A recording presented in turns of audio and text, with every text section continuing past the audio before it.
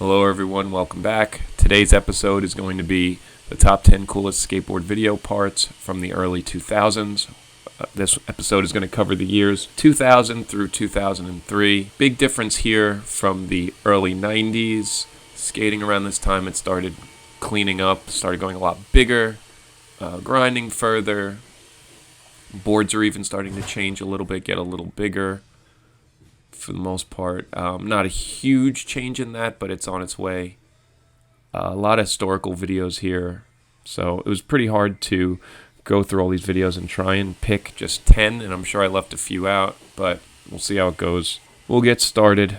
The top 10 coolest skateboard video parts from the early 2000s.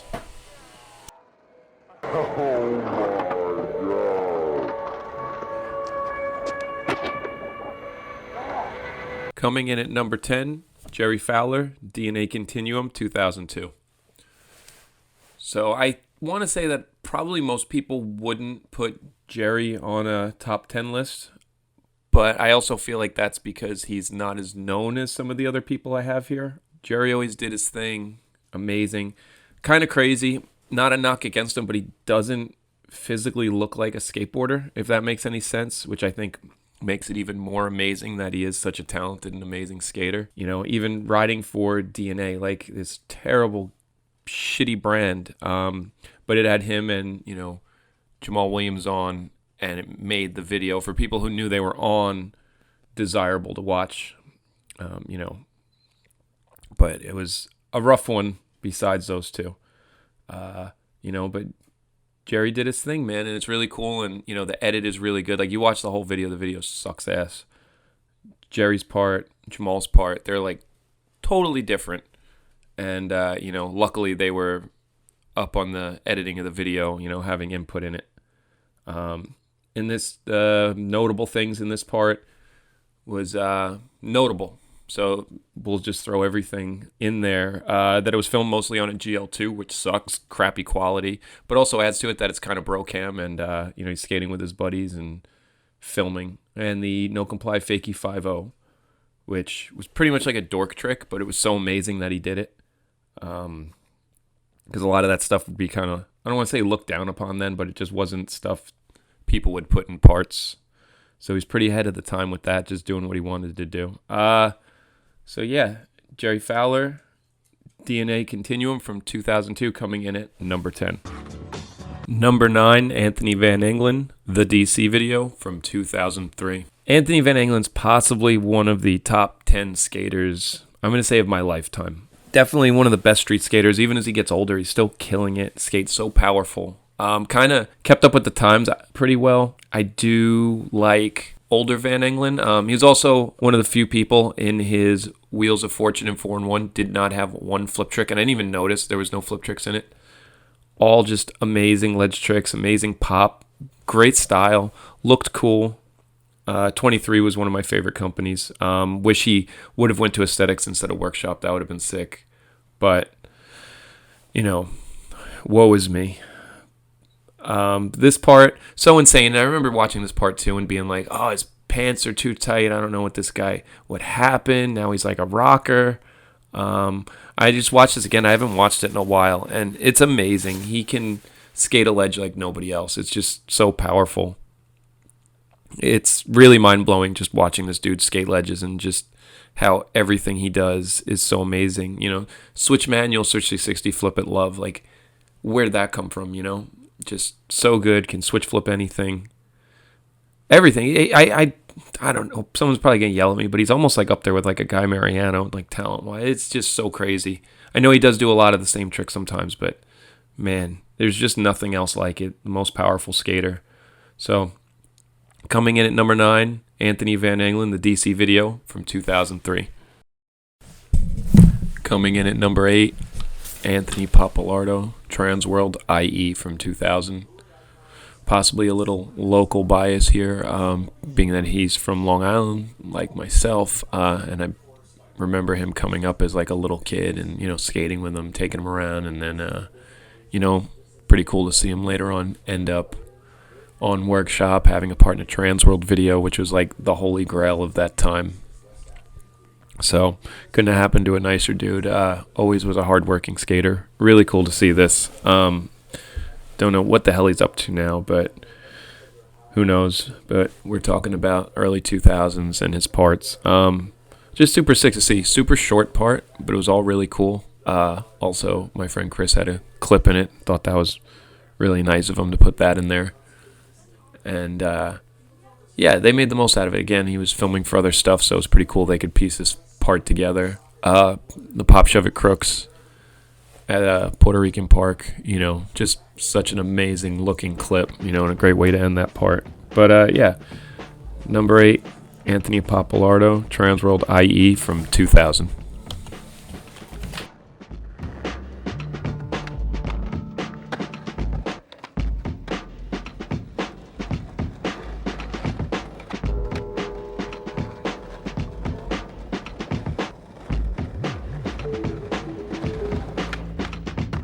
Number 7, GINO IANNUCCI, Girls Skateboards. Yeah, right, from 2003. Another Long Islander. I'm only going to show footage on Long Island for this. This was also, I think, probably Gino's big part, longest part. It seemed like a part he put a lot of effort into. He was throwing himself a lot in this. Not something I'm used to. It wasn't like a ledge-heavy part. He was really going for it in this. Part could be number 1 on the list if he didn't skate to the goddamn Guns N' Roses song. I fucking hated it. It killed me. Gino's supposed to skate to Wu-Tang in my head, you know. I remember somebody telling me, like, was he supposed to skate the same stuff every time? And it was like, yeah, dude, he is.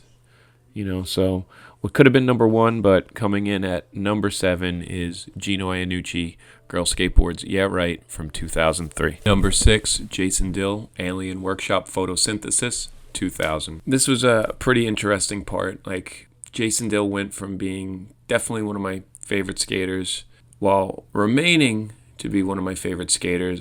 Just like his whole gear and everything, how it changed. And there's still some clips in the part that were more like the older Dill from, you know, 23 or the workshop industry section that he looked pretty cool. Then, you know, it started getting crazy. Not as crazy as Mosaic or Skatemore, but definitely started wearing some pretty wacky outfits in this and kind of going down the whole fashion route, which I guess eventually did pay off for the guy because I'm sure he's probably financially set now. With that said, though, it was a little bit of an adjustment, but the part was so damn good it's overlooked. And there's enough in there. He still looked a little normal enough for the time, you know, but definitely different, we'll say. But again, amazing part. Just like, yes, some of the gear is pretty crazy. It was really dope. He rode for Vita in this. I thought Vita was an awesome brand. And the Not As Vita shoe. Now looking at it, it's a little comical, but at the time I just really did think that was one of the coolest skate shoes to ever come out. I had probably like 5 or 6 pairs of those things. You know, and this part's sick too. He runs down the stairs like doing a line, like, oh, I'm going to do a line, get off my board, run downstairs, and then, you know, ollie down these stairs. Kind of random outside the box thinking, you know, it's just something you wouldn't think was even like allowed to do, you know, even though there are no rules, but there's the unwritten rules. So it's like, oh, I can get on, you know, get off my board and run downstairs and do stuff. Really cool. A lot of stuff in here. Even just like skating the sheet metal in the streets in New York. I remember being there when he was filming that, and I was kind of like, what is he doing? And I was like, oh, that's kind of cool. Never even, you know, you walk on these things all the time. Never thought of using it like a spot. So he's definitely on some, you know, other stuff for the time, being creative. And sick skater, always does his tricks proper. So coming in, number 6, Jason Dill, Alien Workshop Photosynthesis from the year 2000. Number 5, Henry Sanchez, Transworld, Sight on Scene, 2001. Now, I know this is a somewhat shared part with Marcus McBride, but we're going to pretend he's not even in this part for now. We'll come back to him later. This was Henry Sanchez's, like, quote-unquote, like, out-of-retirement part. I want to say there was a lot of hype that he was going to be on aesthetics after this, which I don't think happened. Actually, I know it never fully came out where he had a board or anything. He was riding aesthetics boards and whatnot, but it didn't end up happening. Super sick because it was like he was better than he ever was, after not being filmed or skating or anything for years. And it was like he just went full in and, killed it. Some of the comical things in this part is that he has an abundance of yellow hats, which is pretty random.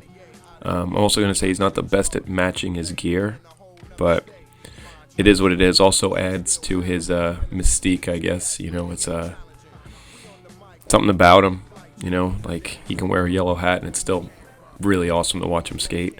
The inward heel flip off the one bump in San Francisco, so amazing. I'll go watch that over and over again. Pretty sure that's a yellow hat. So funny. But yeah, everything. The Jordans in the last clip, the fakie heel flip, fakie manual at the pier, high to low, mind blowing. He had a flavor. Like there was something to him. Whether you think he's too sketchy or what, it was just he had style. Still does. Can still do all this stuff too. So amazing skaters. But yeah, coming in at number 5 is Henry Sanchez in his yellow hats. Transworld Sight Unseen, 2001.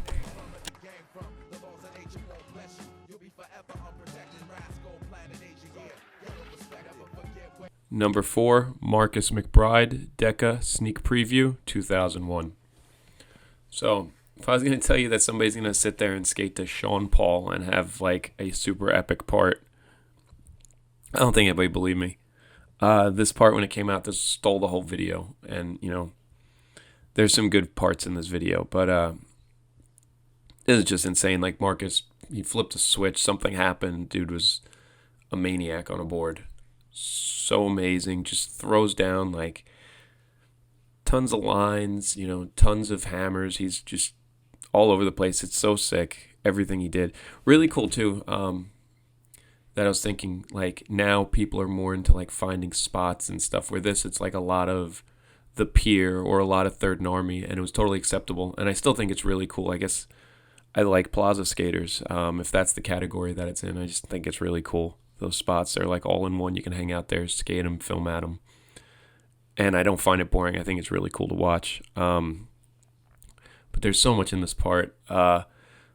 One of the best things is the heel flip, as I call it, heard around the world, over the barrier in San Francisco.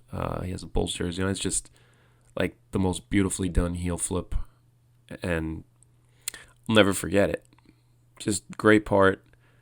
And again, it was nice to see Marcus come through. Like, I remember in Trilogy when he was in the 101 section, and that was like, holy shit, this dude's sick.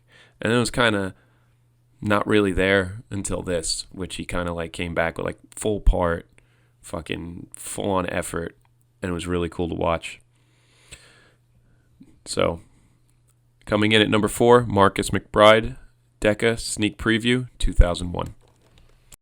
Number 3, Rob Welsh, Aesthetics Ride or Die, Volume 1, 2003. So, the top 3 parts in this, I could switch, depending on the day of the week, and interchange each one. All of them are going to be parts that I have had high expectations for, and when they were released, they were above my expectations. So Rob Welsh's part is not an exception to that rule. This was above and beyond anything I ever could have thought it would have been. Tons of repeats, tons of watches, tons of aesthetics boards bought by me that I ended up hating them all because they were too steep. But I'd keep buying them just because Welsh was so good, and I was praying like one of them would eventually work, which they did. I had a little run of a few of them when they were prime wood. But yeah, sick part. Always looked cool. This is when Lakai was cool. So it was like, oh, dope. He's got dope shoes, dope gear, Elwood gear, all this stuff. Sickest tricks. Can make a kickflip look magical. Welsh has always been great, though. Never put out a bad part. It kind of sucks his career didn't last long enough because he was on one. I wish when Lakai was happening and they had fully flared that he didn't get hurt, because that would have changed this guy's whole career. But this part's sick, and this part's amazing and super memorable. If you haven't seen it, go watch it. Yeah, it's just everything. And the Shaheem song, everything about it on point. So, coming in at number 3, Rob Welsh, Aesthetics, Ride or Die, Volume 1 from 2003. art of war before crossing my lines. You better read the art of war before crossing my lines. Number 2, Nate Jones, Real, 2001. So another one, anybody with a good kickflip I'm pretty much a sucker for. So Nate Jones, probably the best kickflips of all time. Super smooth style, looks amazing on a skateboard. And when this video came out, Reel to Reel, definitely was hyped for his part. And again, this is another one went above and beyond. I could put this part on anytime and instantly I will be hyped to skate. Really cool. He's skating all these San Francisco spots. Notoriously kind of, from what I've heard, is a lazy skater, but this was sick that he had a full part and like really went for it in this. Backside 180, a triple set. You know, there's just so much stuff like that he does. Kickflip the downhill street gap in San Francisco. You know, just everything. He just looks cool. The dude was meant to ride a skateboard. Don't know what else to say. Another one, his career kind of didn't last as long as it should have. At least, you know, for me as a fan, I wish there was always more footage of him to come out. The peak. But, yeah, man, it's sick. He was on iPad. Like, just everything. Everything was perfect, man. Best sponsors. You know, sickest style. Again, just look cool. Like, and the kickflip, it's just the kickflips. Like, you can't. Either you can do that or you can't. There's no way to fake it. So, coming in, one of my all-time favorites, Nate Jones, Real Skateboards, Reel to Reel from 2001. Coming in at number 1, the curtains. Kenny Reed, New Deal, 7-year glitch from 2002. So, this video comes out. I couldn't wait to watch it. Wanted to see Kenny Reed's part. You know, one of my favorite skaters. Another one. He had last part, super hyped, and this lived up and beyond any expectations. Song was amazing. Strawberry Letter 23. Everything is just so sick. There's like memorable clips in this part, more than one.